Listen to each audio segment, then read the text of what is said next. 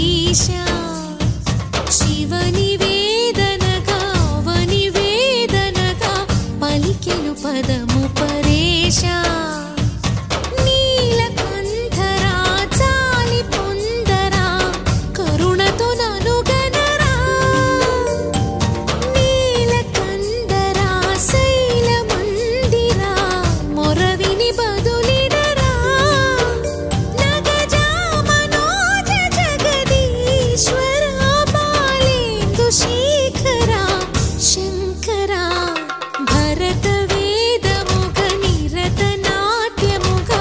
కదిలిన పదమిది ఈశా